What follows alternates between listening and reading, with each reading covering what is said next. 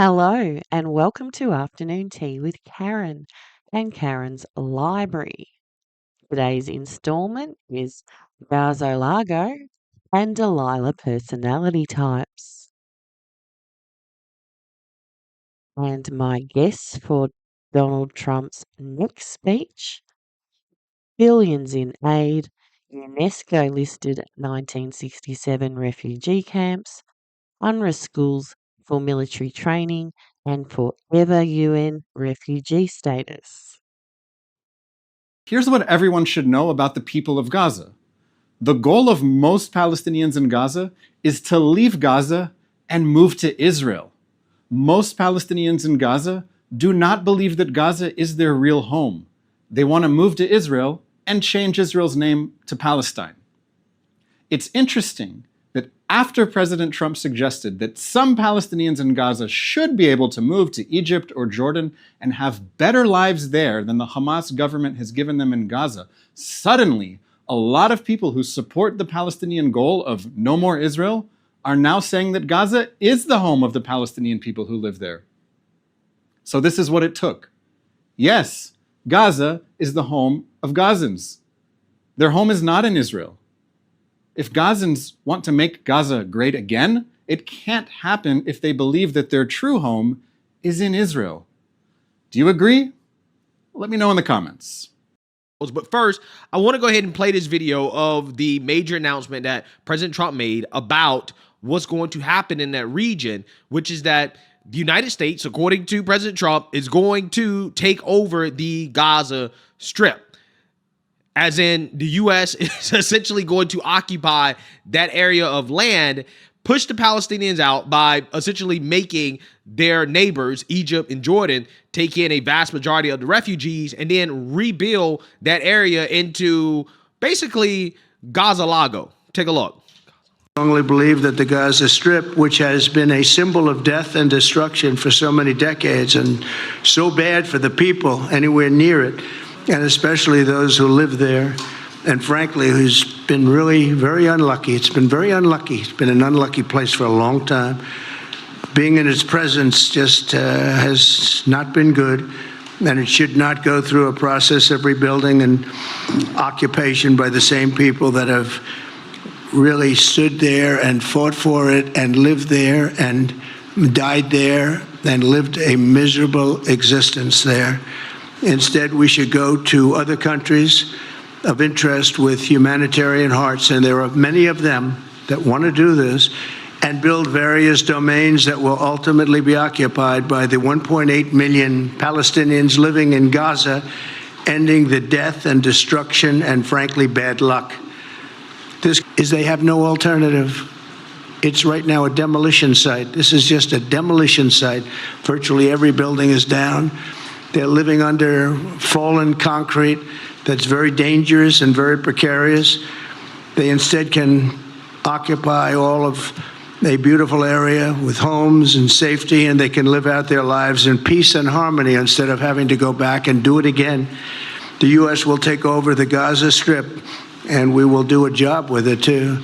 We'll own it and be responsible for dismantling all of the dangerous unexploded bombs and other weapons on the site, level the site and get rid of the destroyed buildings, level it out, create an economic development that will supply unlimited numbers of jobs and housing for the people of the area.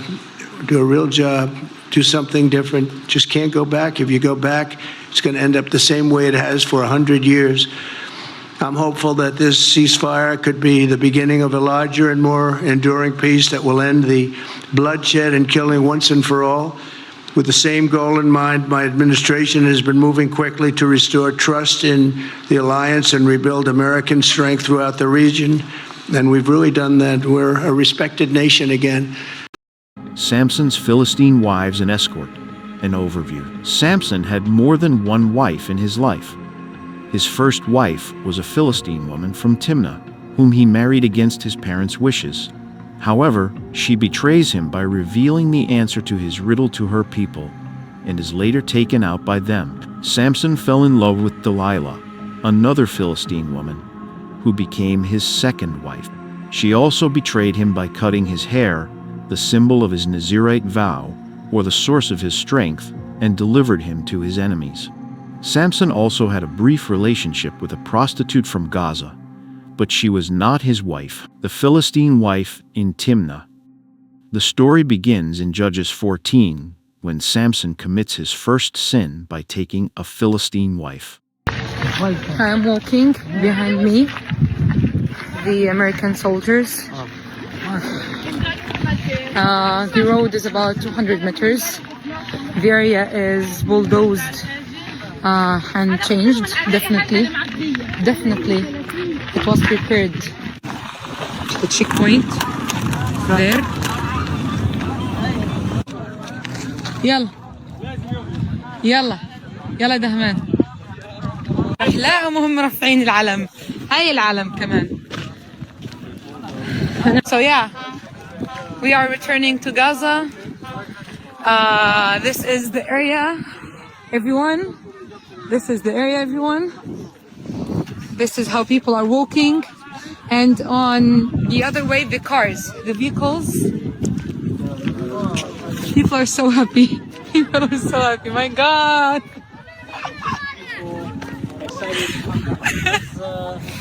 Started to smell like Gaza.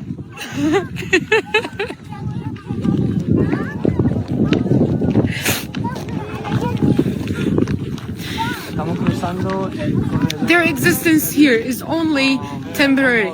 Their existence here is a matter of time. We are walking back to our land. We are walking back to our homes after 15 months. No matter how. Okay? We're getting back to our homes under their eyes, but they cannot do anything to pretend to prevent us from getting back. They changed the whole area, but look at there. The universities of Al-Azhar, Al-Islamiyya and Al-Isra, Palestine also, they were all demolished to make this isolated military area. They demolished the universities. They destroyed the educational system to build a military area, a military base, so they can kick people out of their lands and prevent them from going back. And even if they are going back, they are watched. They are searched. This is the mentality that we are dealing with. These are the colonizers that you are protecting and saying that they are defending themselves and that they are funding the sustainability of the democratic states in the Middle East. That's it. But alhamdulillah, we're back. Alhamdulillah. We made it to Gaza, to North Gaza. We made it. This is Gaza. That was South Gaza. ماشي عبيت حنون استنى يلا عبيد حنون طواليش. الحمد لله. وين دهمان؟ Wallah, we made it to Gaza. I've never thought that I will be able to come here safe. You know, I was 100% sure that this moment would come, but when, how, I was not sure. But here am I again in Gaza. They destroyed the whole area. Hello.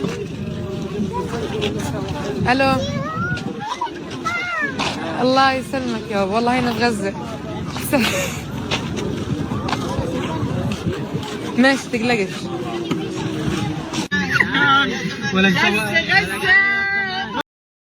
This was one of the videos that was published today. Let me share it with you.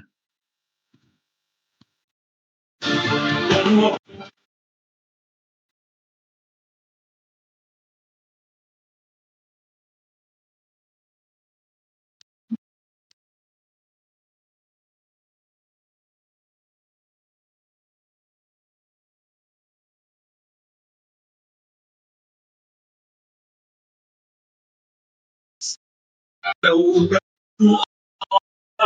هدموا البيوت